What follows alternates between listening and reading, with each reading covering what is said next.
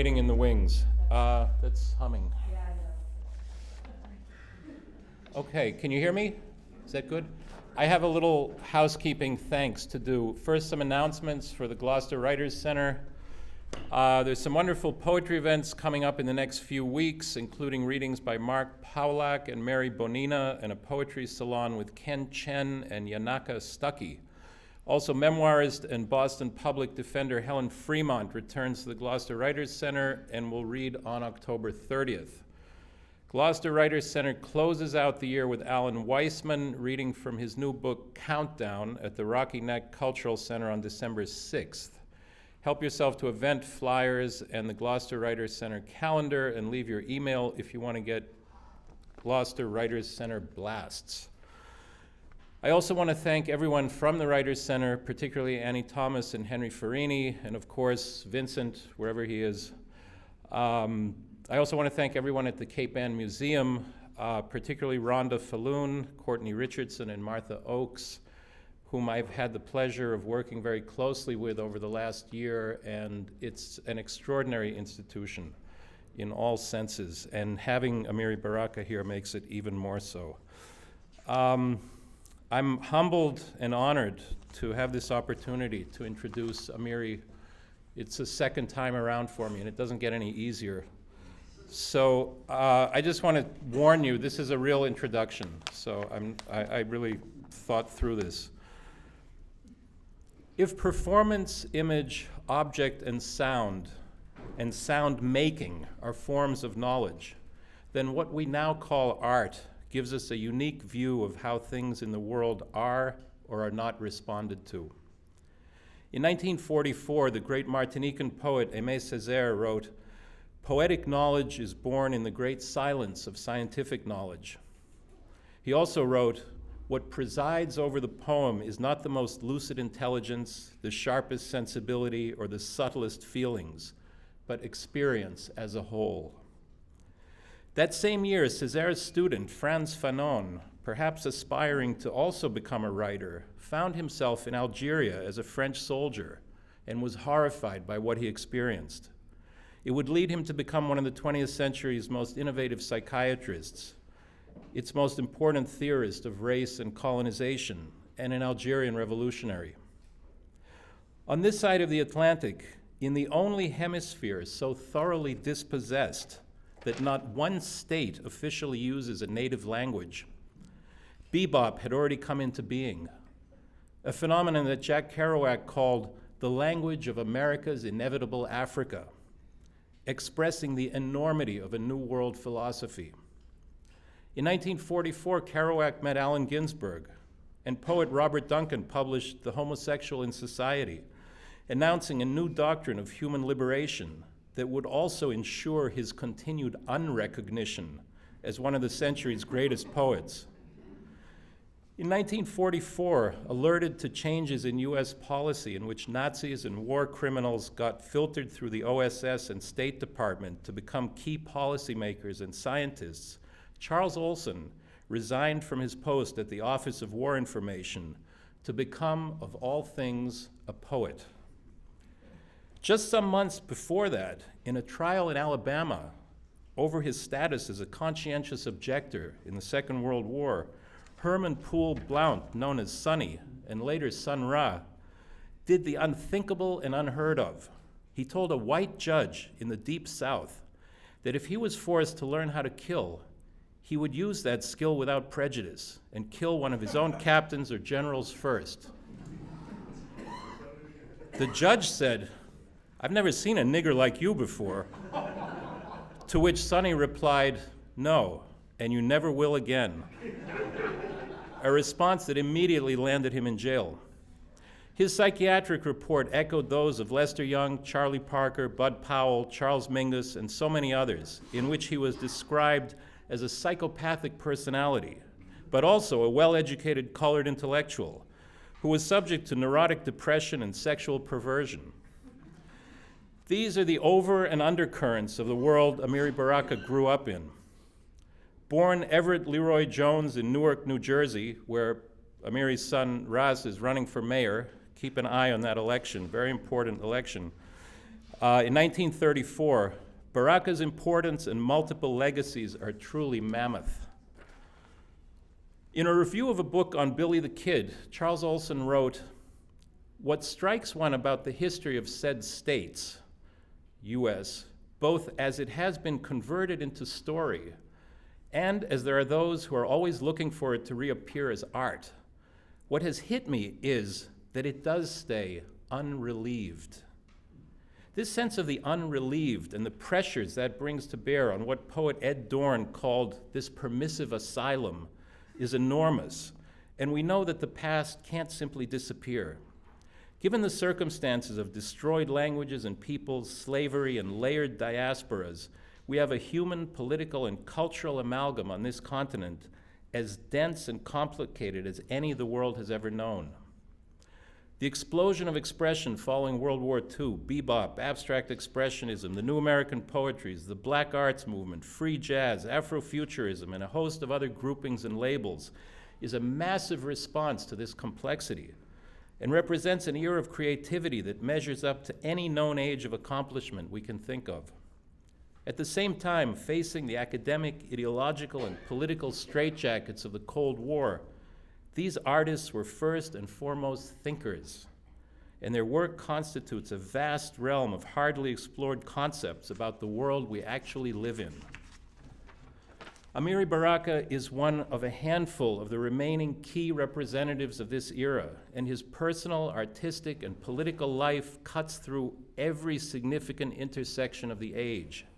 There are no other living American writers able to traverse the traditional generic trio of poetry, prose, and drama, then move into the realms of essay, criticism, autobiography, and scholarship while making an authoritative mark in each form.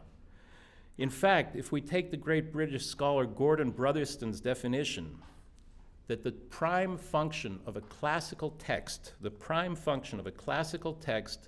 is to construct political space and anchor historical continuity, then AmiriBaraka is one of our truly classical writers. His disruptive and political practice refuses to conform to style or manner, allowing imagination to roam between the placard and the eulogy, between eyewitness reports stating facts and cosmic journeys reinstating the kinship of souls.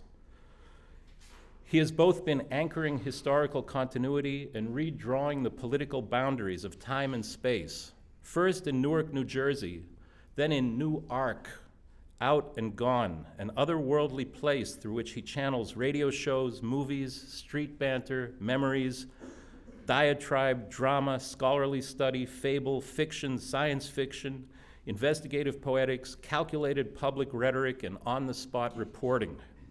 He is a fantastic witness both to the astonishing unreality of the daily real and an example of what can be done to respond to it. He has constantly exposed himself and his ideas to public scrutiny, even attack, opening a window into participation in the amalgamation of selves and ideas that form the creative political subject, that is, ourselves. Amiri's example has served as a constant reminder that such selves, ideas, forms, even communities are won through struggle and confrontation with oneself and the world. They're not cheaply packaged and exchangeable things to pick up or drop for personal gain or according to dictates of fashion. Finally, this clarity of purpose rests in a stance, a position, a place one has come to in consciousness and over which there can be no negotiation. The visibility of such a stance, bound to a real historical context, a real place, is itself a call to action, to activate those parts of one's own consciousness and meet such a challenge in like terms. In recent years, Amiri has been quite explicit about the need to emphasize and carry on his diverse legacies, and they are quite diverse and important. He has been extraordinarily generous in working, for instance, with the Lost and Found Project. This began with a small collection of letters between him and Ed Dorn, finally resulting in the complete correspondence out next month from the University of New Mexico. Most recently, Amiri has lent his support to Il Gruppo, a gathering of writers initially convened to debunk a recent book claiming that Charles Olson was an exemplar of US imperialism. and that projective verse was based on a military paradigm. In that somewhat macabre light,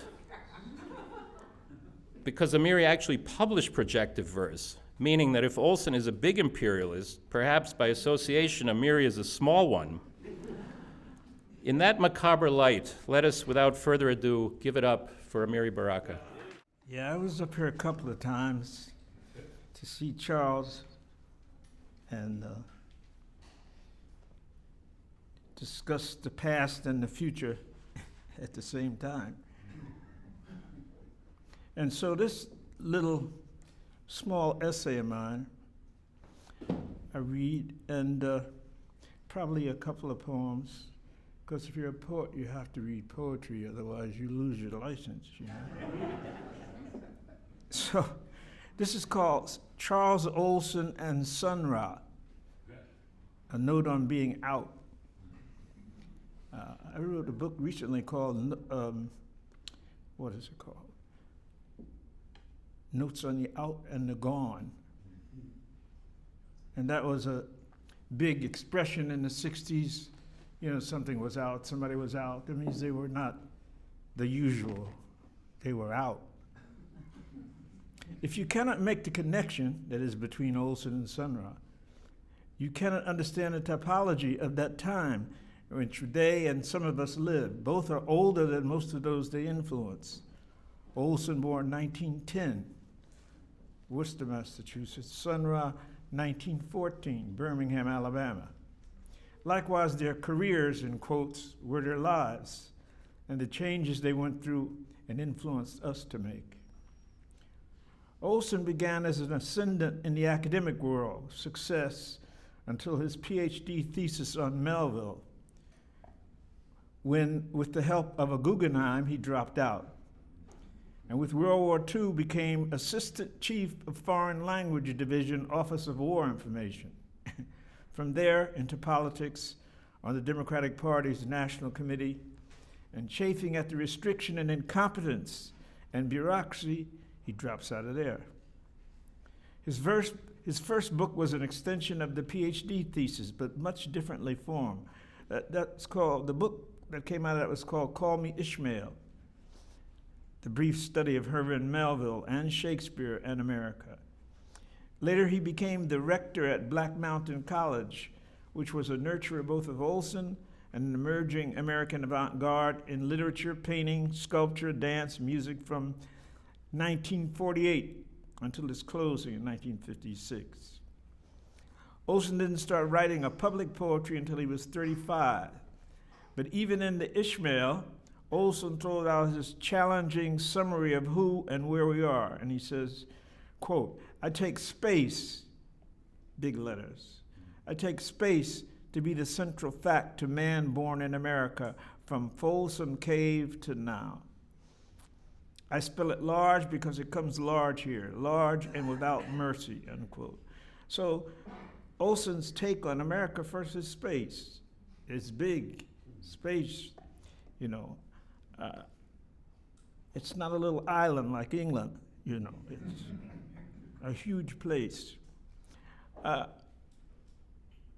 idea he comes to again in his poems, his grandly instructive essays, the essay Projective Verse, which I published, which first appeared in 1950. I published as a small pamphlet with a press that I had created called Totem Press in 1959. You know. In this essay, which I feel changed the direction of poetry in the U.S. for many young poets writing in the 50s and 60s, Olson urges the poet to stop using the closed forms of formal U.S. verse and also England. That is, quit using those closed poetic forms. That was the main thrust of that, you know.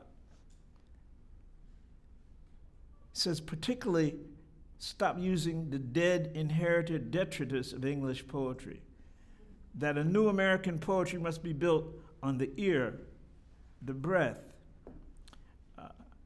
the sound of the poet.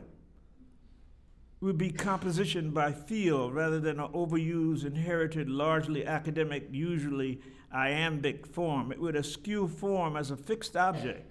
See, that was the key. It would eschew form as a fixed object into which one poured a poem, thereby shearing away the spontaneous, projectile, percussive perspective. Those are his quotes, quote, projectile, percussive, perspective, unquote, poetic incident caused by heart, breath, sound, and the syllable itself. Now these were very, very great concepts to us in the 50s and the 60s because they released us from the need to follow what we thought was dead, corny, English forms and those American forms. We thought it was the death of academic poetry. Little did we understand.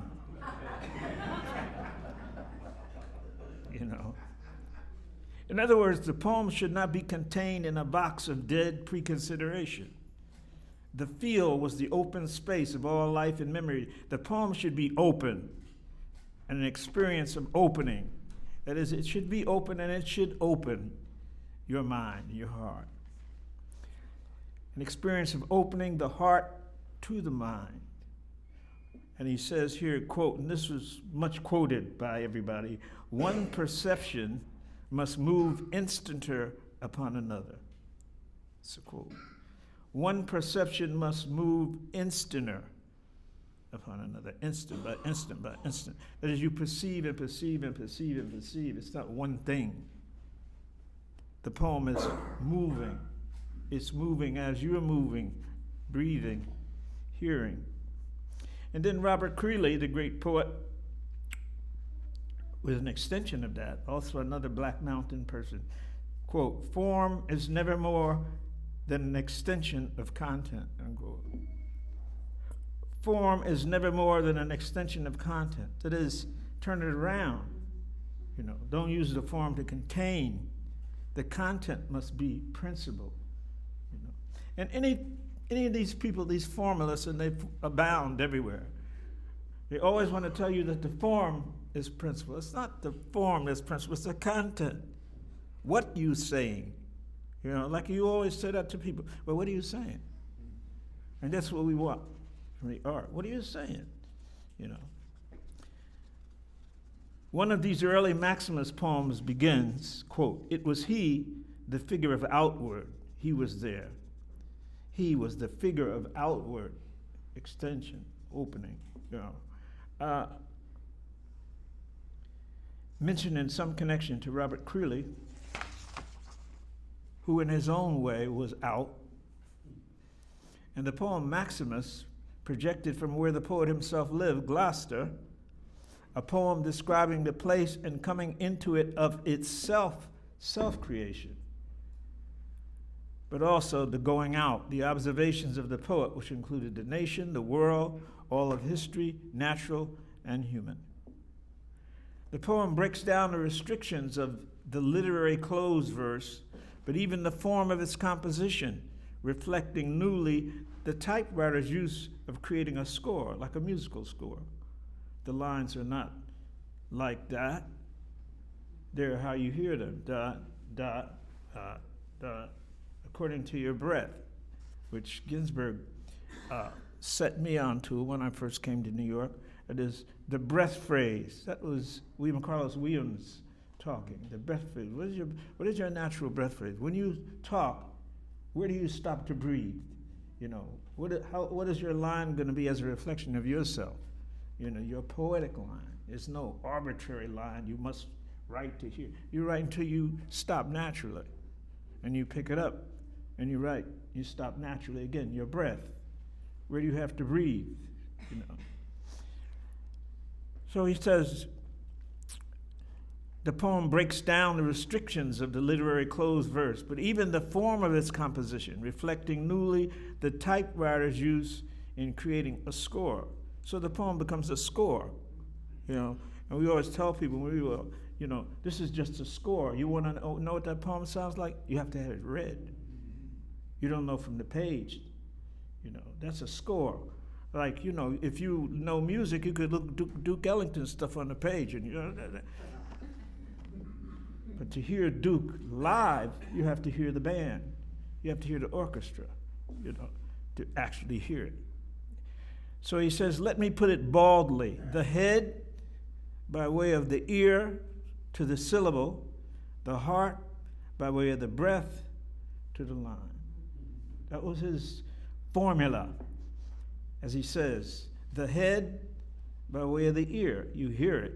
It's in your head, you hear what you're saying to the syllable, each syllable. Then the heart by way of the breath to the line. How long the line is, where it breaks off. Where it breaks off is how you read it. You don't know what it sounds like until you hear it. And why Maximus of Tyre, he projected himself from that persona, a 4th century Greek philosopher of ethics. Taken thinly, it is a costume of sorts, but deeper, the projection of a particular way of seeing and thinking. That is Maximus, a 4th century Greek philosopher. Then Maximus is in Gloucester.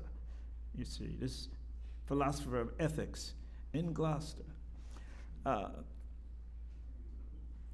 Herman Sonny Blount is from Birmingham, Alabama.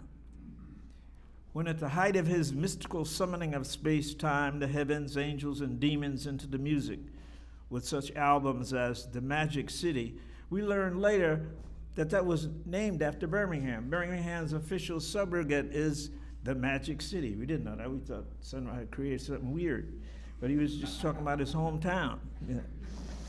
The Magic City.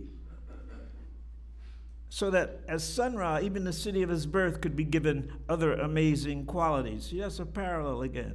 Gloucester for Charles and Birmingham become magical places by the fact that they named them that. But the music he created and the persona he had thrust into the world is Sun Ra. It is the parallels that tie Olson and Ra together, that they both exert great influence over American art during the 50s until this day. Olson died in 1970, Sun Ra in 1993. In his preparatory development, Sun Ra, still Sonny Blount, was an arranger and pianist with Fletcher Henderson. You see, Sun Ra was old. He was a pianist with Fletcher Henderson Orchestra, one of the cauldrons of early swing that would, through the accretion of hypnosis, give rise to the Duke Ellington great orchestral classicism and Count Basie's nonpareil vehicle of swing. So that Henderson was actually the on-the-job creator of the big jazz orchestra, and it was here that Ra received his on-the-job training, as they would say in the service. So we can take this as parallel to Olson's academic pursuits, his reading for his stretching out. By 1950, when Olson writes projective verse, is the same year that Sun Ra, who changes his name to resonate the ancient Egyptian sun god, that is, he has now moved away or forward from his schooling in Swing University, which Phil Schaap still uses on WKCR, was revived at Lincoln Center, at least a somewhat mobile institution, to become a force of its own creation. In the late 40s, Olson had gone down to Black Mountain College to become its last rector, as Sun Ra was going to Chicago to begin his manifestation as Ra.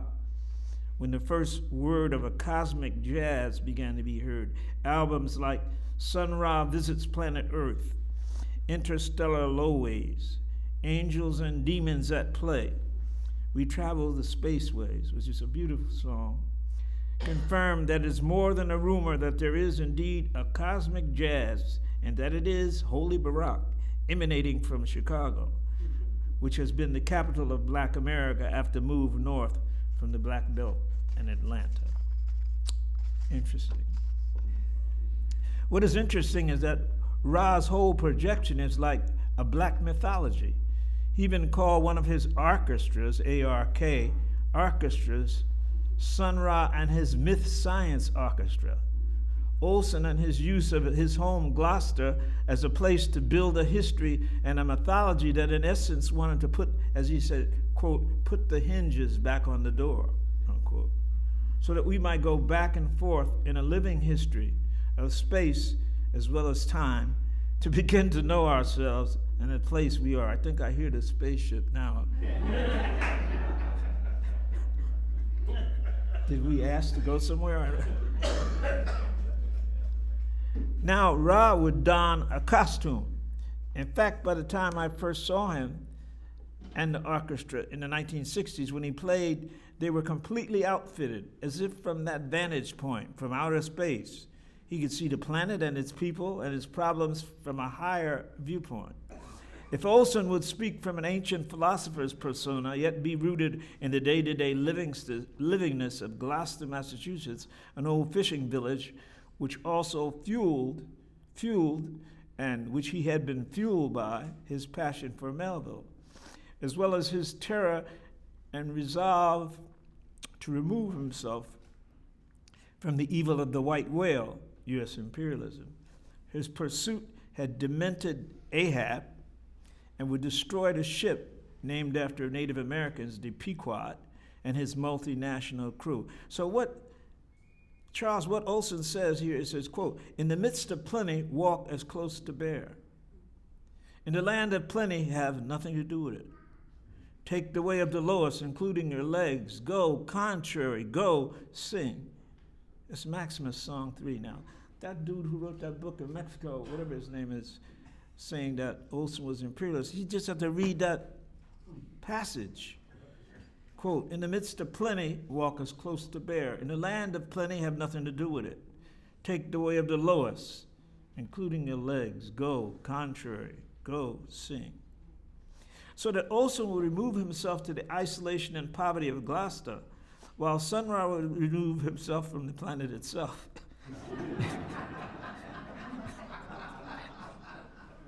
What makes these stances so magnetic is the context of the 60s itself, that whole period in which Mao Zedong summed up as, quote, "Revolution is the main trend in the world today." Some pundit of the beats would describe this motion away from the mainstream as, quote, "turn on, tune in, and drop out," unquote. In this case, there's a certain self-cultivation as well as self-anointment. But it was as close as the beats would come to the truth of leaving the craven concerns of straight-up America. One of the most beautiful songs Sun Ra composed was, we travel the spaceways from planet to planet." They used to have these women and the band walk around, the audience, singing that song. We travel the spaceways from planet to planet. The music by this time was part of a whole pageant that Sun Ra presented. The members of the orchestra, like the Ark of the Noah, stepping, dancing, sometimes circling in their space costume. Two of his greatest musicians, Marshall Allen, who's still alive, plays the alto, and John Gilmore, tenor, at the forward end of the new music. Gilmore died a few months after Sun Ra. Allen is about to celebrate, I guess, his 87th year, still a leader of the avant-garde. The names of Sun Ra's orchestras changed as, for instance, Omniverse Orchestra, Solo Myth Orchestra, Outer Space Orchestra, Astro Infinity Orchestra, Blue Universe Orchestra, and on and on. Some 30 names I know of his orchestras through the years, 30 different changes. There's a book you can read called Omniverse, Sun Ra, by a German, Hartmut Gierken and Bernhard Heffle, Wait a While Press, Germany. And what Ra would say is, changing names is exciting. To be another other. The cover of the new book of mine, a couple of years ago, called Digging, the Afro-American Soul of American Classical Music, University of California. On the front cover is the front of the Black Arts Repertory Theater School, circa 1965, which was located at 130th Street and Lenox Avenue in Harlem. And at that cover, you see me sitting at the bottom of the step, no, on the bottom of the step rather than walk up, and I have a bag of refreshments. And it's really that wine that don't come from grapes. It's some other kind of wine. And at the top of the crowded staircase, because there's people standing around all the time, at the top of the staircase, you see Sun Ra standing there. He came to the school many times and played for us on one of 4 trucks. We used to send 4 trucks out every day music on one truck, graphic arts on another truck, poetry on another truck, drama to play in vacant lots, parks, play streets, projects. Sun Ra and I talked almost every day. On Wednesday night, he would bring the orchestra and blow the place up. Ra was the first I had seen to use the synthesizer, which he called a space organ. Then he had a synthesizer with tubular lights put on it, and it shined bright colors for high notes and dark colors for low notes. This was the first light show I witnessed. Sometime before Billy Graham copped in San Francisco and used for his rock shows. That's where they came from, you know. So you say, "I go to spaceways," you know, the lights. It was in this context that Ra taught me and the others at the arts, notably Steve Young, who was our administrative backbone. He taught us his cosmic philosophy, but for me especially his understanding of language. Larry Neal, the great poet, never talked about. Larry Neal and I included Ra's poetry in the anthology, the Black Arts anthology we produced called Black Fire, reprinted in 2008 by Black Classic Press in Baltimore. The poetry and prose collected in what was called the immeasurable equation. Ra taught that a word is not only an idea, but a sound. It's not only an idea, a word, but a sound. It has force and power, and the way it sounded, dig Olson, the way it sounded makes it open in the world of what it sounds like, and its many meanings manifest at once to the digger. When we first arrived in Harlem, I carried the Black Arts flag designed by painter William White. And what it is, interestingly enough, the frown at the top of the world, the smile at the bottom of the world. Those are the two masks. You see the two masks of art. They're always like that, you know. Cold, hot. That's what it is. And so there's a quote of mine given 10 years ago, now 12 years ago, on the back of a book by Harvard music historian John Zvade.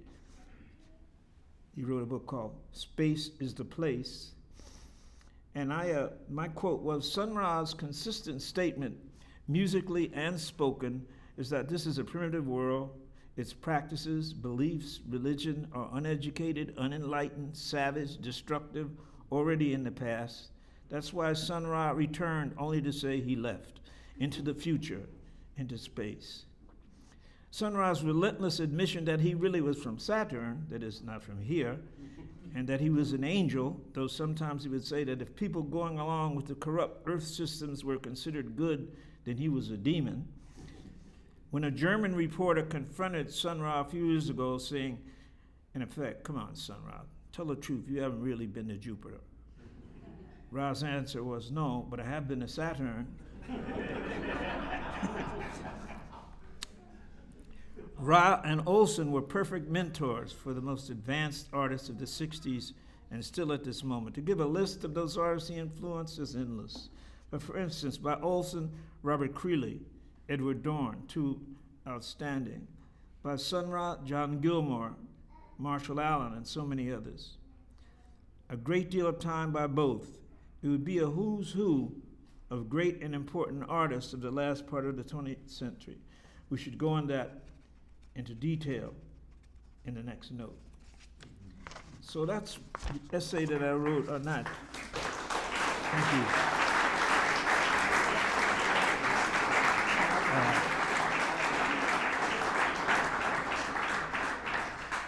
I think if you want a copy of that, I think my son's got some copies of that, which you can get for $1. That is what it cost me to reproduce it. If you don't have any questions about that, I'm going to read a couple of poems. And then, let's see. There's a lot of stuff here, Jesus.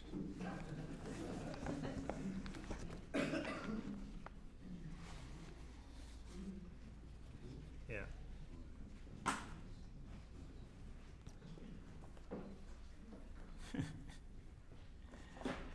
When I was a kid growing up in Newark, New Jersey, I used to read Chinese and Japanese poetry. You say, how is that possible?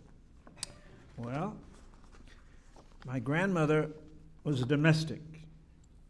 She used to do the hair for rich white ladies in the suburbs. And she would come home with these various books, which she said they gave her. She was my grandmother, so I believed her.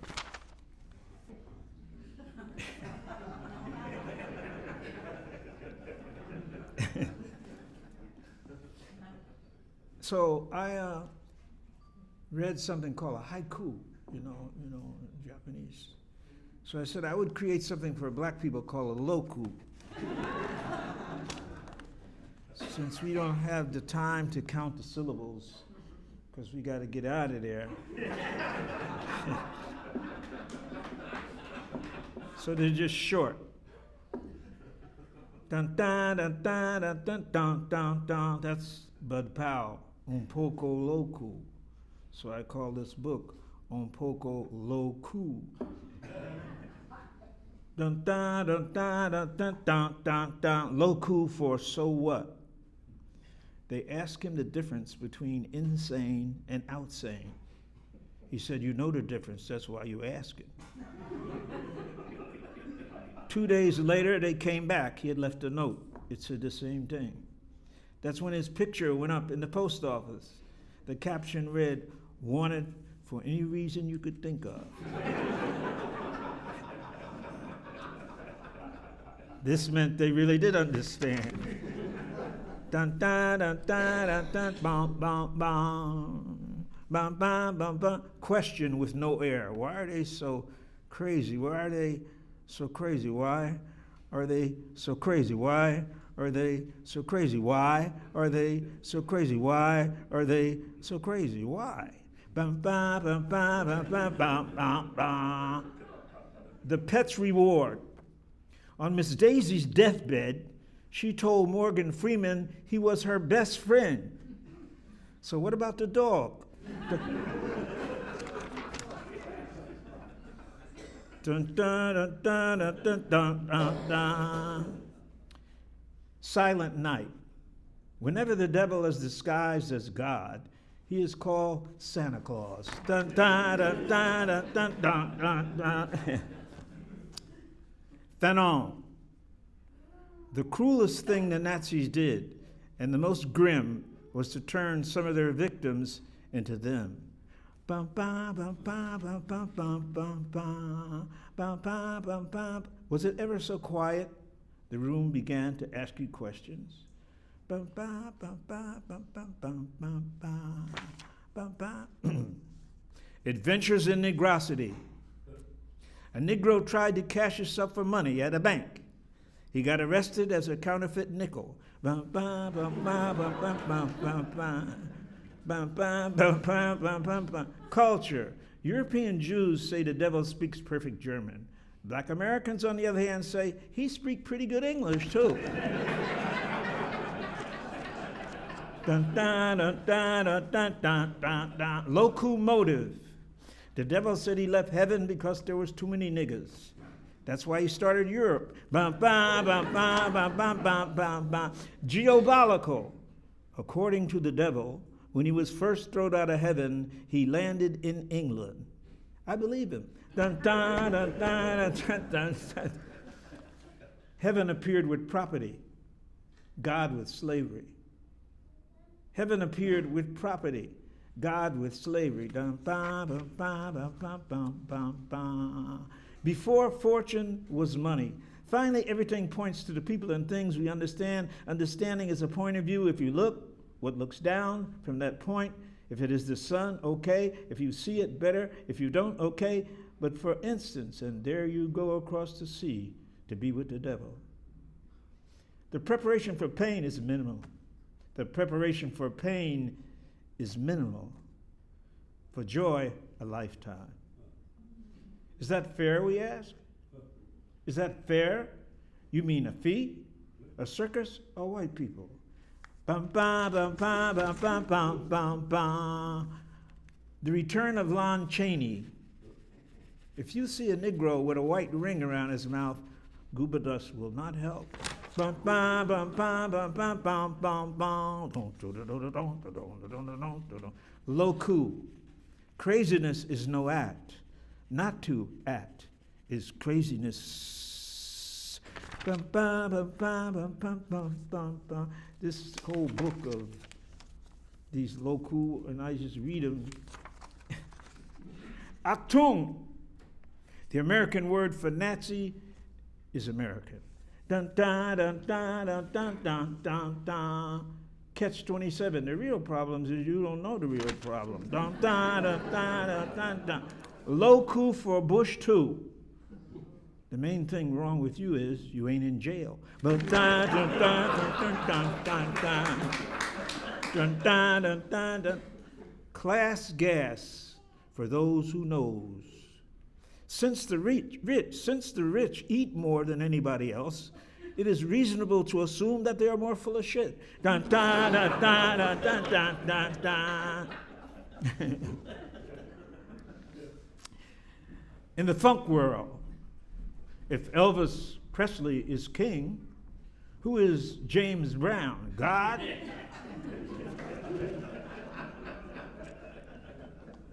Thank you. That's my coups for today.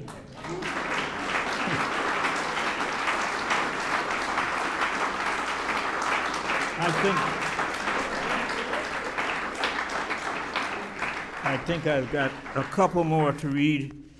I'm going to cut you all loose in a minute.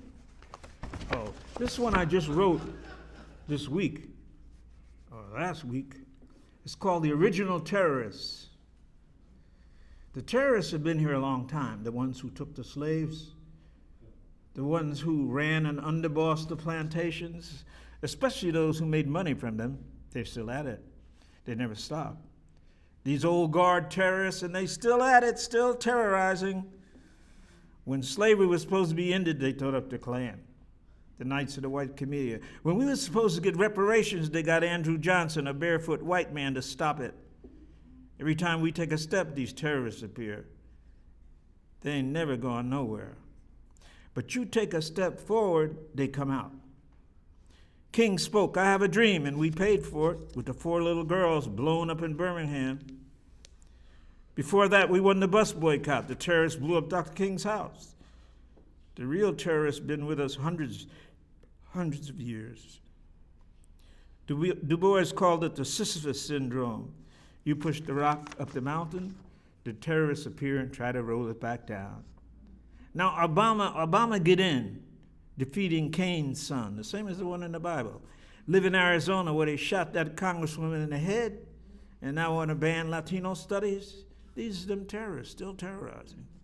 That's Goldwater State, famously backward, a terrorist. McCain turned tail in Vietnam, he came back a hero terrorist. Terrorists just the same. We get clear enough to elect Obama, the terrorists take off their Klan clothes and put on suits. They the Tea Party now, TEA, the evil assholes. They're terrorists. They terrorists and Nazis, like always. They do anything to stop America's getting rid of its craziness. They never let all of us be Americans. They terrorists. And the Republicans, they got Negroes too. They got real public coons. They terrorists too, like Tom S. Clarence and his evil wife. Citizens United, they terrorists, hurt us worse than the Taliban. GOP, grand old psychopaths. What Al-Qaeda can do, the Republicans can. They've been doing it in one costume or another for hundreds of years. Now they're so frustrated. Their racist addiction coming down on them. Boehner's nose running. Got new maniacs to please. Old Jones coming down. Ted Cruz, a Texas junkie, had a crying jag in Congress. Or the other nut, Ryan, trying to stop you from sending your kids to college. He's a real mullah, for sure. Terrorists took over Congress. Listen to them. Absolute nuts. What Taliban can do, they are doing. Close down the United States government. Now, who would do that? Think about it. What the Taliban and Al-Qaeda can do, terrorists in the Congress, lock down the government because there's a black dude there, just like they would in the 19th century when the blood wanted to vote. Obamacare, they scream, Obamacare. When they've been getting Obamacare all over Europe since World War II. We're facing the sickness and destruction of terrorists. They've been terrorizing all of us for hundreds of years, terrorists. When are we going to catch them and lock them up, these terrorists? When are we going to catch them and lock them up? Then we can cure ourselves, America, of what has always ailed us.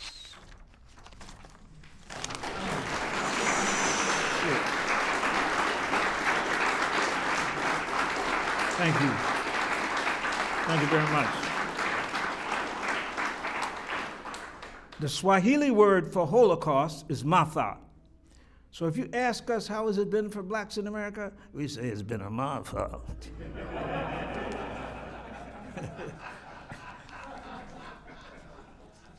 I think I'm going to read one poem if I can find it and run out. Where is it? No, not that one. Oh, here you go. This poem got me into a lot of trouble several years back. I was, we lived right across the water from Twin Towers. So we could see the smoke and stuff coming out of the buildings. So it was kind of chilling. I mean, you read about it or heard about it, but we could see it across the water, So, I was frightened like everybody else. I even had a daughter, one of my stepdaughters over there, who didn't call to tell us she wasn't in that building till later. But then I started to get pissed off, I started saying, terrorists. But that's how we got here. I'm an African. How did I get over here? I don't even like the weather.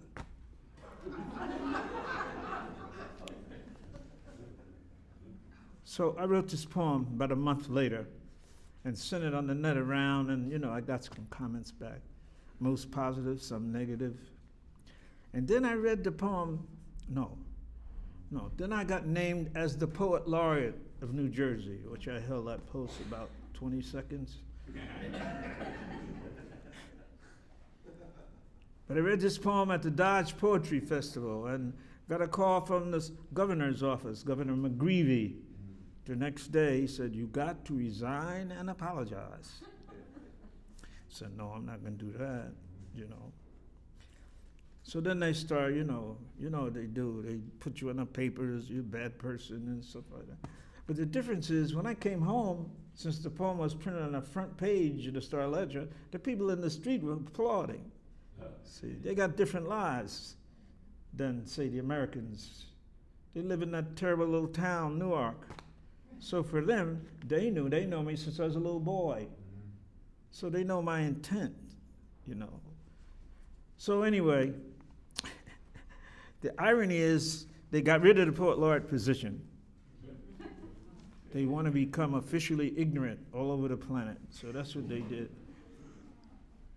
But the irony is that McGreevey had to resign a year later for having a homosexual affair with one of his staff members. But I thought that was weird, because if he was gay, he should have just said, "I'm gay. And I'm the governor, now what?" But he didn't do that.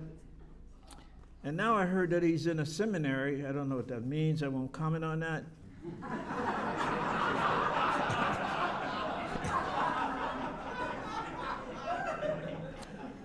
But he had to resign and apologize too. See?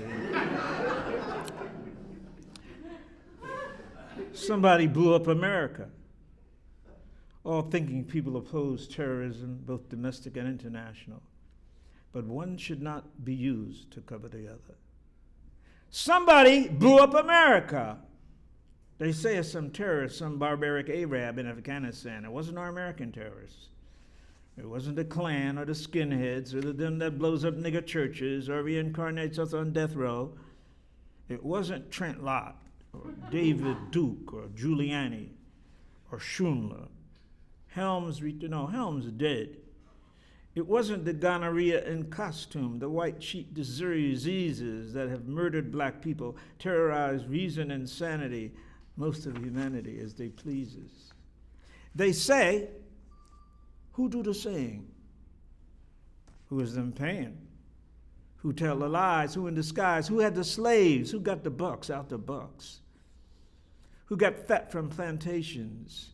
Who genocided Indians, tried to waste the black nation? Who live on Wall Street, the first plantation, who cut your nuts off, who rape your ma, who lynch your pa, who got the tar, who got the feathers, who had the match, who set the fires, who killed and hired, who say they God and still be the devil.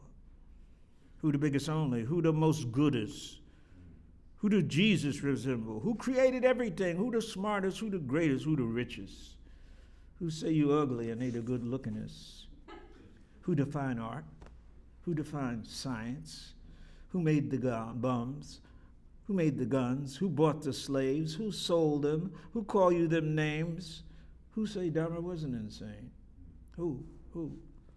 Who stole Puerto Rico, who stole the Indies, the Philippines, Manhattan, Australia, and the Hebrides, who forced opium on the Chinese, who owned them buildings, who got the money, who think you funny, who lock you up, who own the papers, who own the slave ship, who run the army, who was the fake president, who the ruler, who the banker, who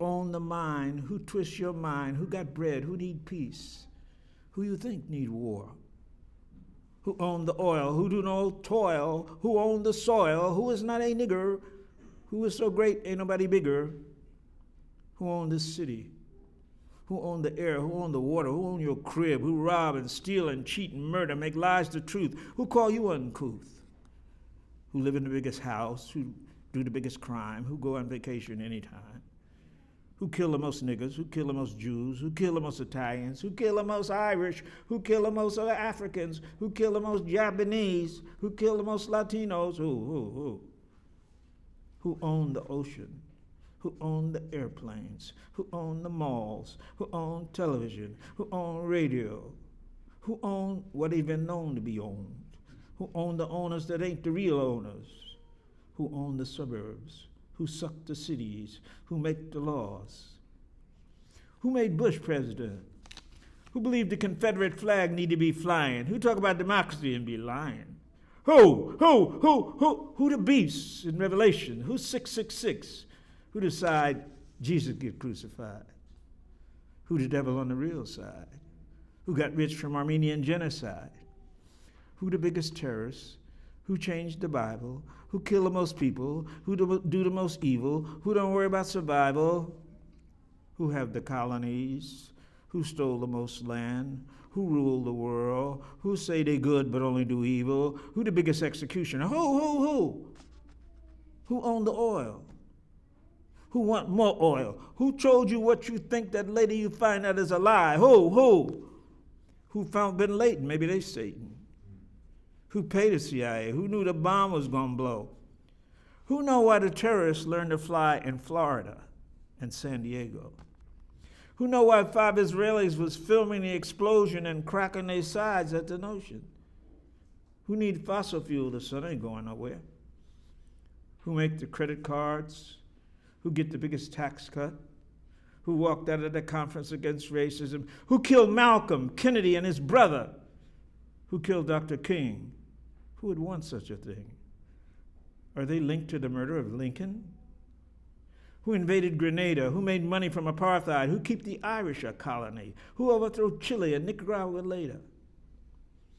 Who killed David Sebeco, Chris Hani, the same ones who killed Biko, Cabral, Neruda, Allende, Che Guevara, Sandino, who killed Kabila, the ones who wasted Lumumba, Manlane, Betty Shabazz, Princess Di, Ralph Featherstone, Little Bobby, locked up Mandela, Deruba, Geronimo, Asada, Mumia, Garvey, Dashiell Hammett, Alphaeus Hutton, who killed Huey Newton, Fred Hampton, Medgar Evers, Mikey Smith, Walter Rodney. Was it the ones who tried to poison Fidel? Who tried to keep the Vietnamese oppressed? Who put a price on Lenin's head? Who put the Jews in ovens and who helped them do it?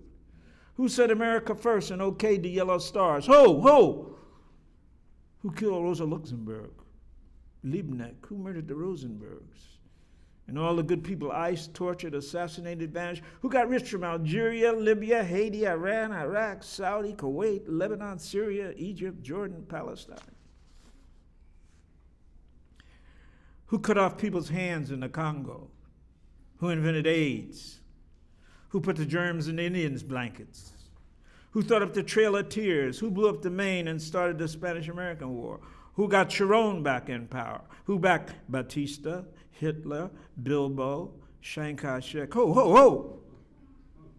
Who decided affirmative action had to go? Reconstruction, the New Deal, the New Frontier, the Great Society. Who do Tom Ass Clarence work for? Who do come out the colon's mouth? Who know what kind of skeezer is a Condoleezza? Who paid Connolly to be a wooden Negro? Who gives genius awards to Homo locus subsidiary? Who overthrew Nkrumah, Bishop? Who poisoned Robeson? Who tried to put Du Bois in jail? Who framed Rep. Brown, Jamil Al-Amin? Who framed the Rosenbergs, Garvey, the Scottsboro Boys, the Hollywood 10? Who set the Reichstag fire? Who knew the World Trade Center was going to get bombed? Who told 4,000 Israeli workers at the Twin Towers to stay home that day? Why did Sharon stay away? Who? Explosion of owl, the newspapers say, the devil's face to be seen. Ho! Who make money from war? Who make dough from fear and lies? Who want the world like it is? Who want the world to be ruled by imperialism and national oppression and terror, violence and hunger and poverty? Who is the ruler of hell? Who is the most powerful? Who you know ever seen God? But everybody's seen the devil. Like an owl exploding in your life, in your brain, in yourself. Like an owl who know the devil all night, all day. If you listen like an owl exploding in fire, we hear the questions rise in terrible flame like the whistle of a crazy dog. Like the acid vomit of the fire of hell. Who and who and who and who and who and who? Thank you.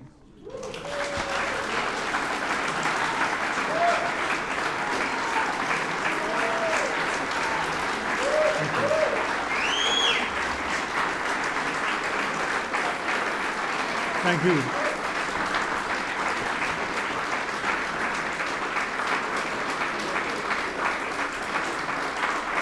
Thank you very much. Thank you.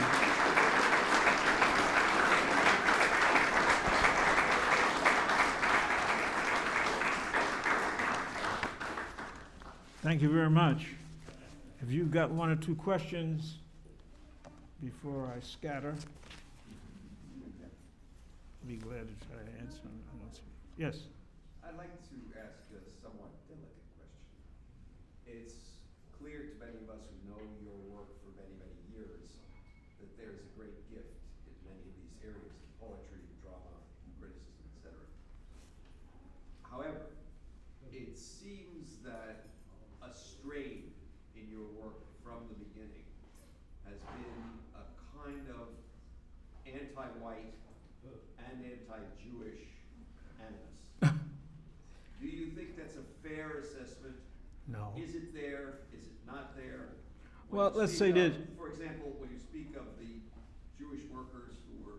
No, I didn't say Jewish workers. Don't put words in my mouth. What did you say, Israeli? I said Israeli workers. Israeli, okay. That's a separate state from the United States. That's okay. Okay. Most Jewish people support the state of Israel. Yes. But be that as it may, is that strain there in your Well, thinking? let's say this. I don't know any black person in their right mind that welcomes the idea of slavery, and would talk bad about slavery to the end of their life, to this day, and the fact that it's continued and continued. In terms of the animus toward Israel, I must confess that a lot of stuff Israel does I don't like. But for you to conflate that into Jews is just the defense of Israel. Doesn't have anything. If you think that the Israelis are crime-free and sin-free, that's your particular perspective on it. But I don't believe that. I support the Palestinians. I support that land should be shared. I don't believe it should be just Israel to do what it wants to. And Netanyahu, and like they're Americans. Netanyahu is from Philadelphia. You know what I mean? The ambassador to the United States from Israel is from West Orange, New Jersey. I mean, this is a great sham that somehow they're supposed to risen there in the Middle East. That's not true. It's not true. It is an imperialist state. And no matter what you say about me, I will continue to say that. It's true. You know, it's not just me. You know, all you have to do is look at it, you know, and look at history. You know, and if you don't think the Palestinians are people, then, you know, we've got to argue that. May I make a quick Could we rejoinder? get another One sentence? question or two? Yeah, go ahead. Yes? Okay. First of all, the question of Israel versus Palestine, you and I cannot debate today.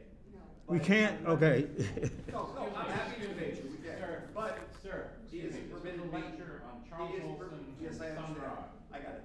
and we'd So like to have the a other couple point, more. the other we point. It's all right with me. I don't have a problem with Okay it. with you? Sir, He's Huh? asked me to make a. I don't have a problem with it. My question is this.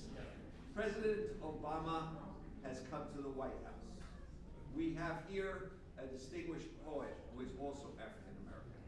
Has there not been in this country, with all its flaws, an extraordinary, unbelievable transformation of attitude toward those who are African American? Well, let me say this. You know, the United States is still not the land of the free and home of brave. And black people are still in a state of slavery, no matter what you might think. And I, who am a spokesperson for that people, will resent it and talk bad about it until I die.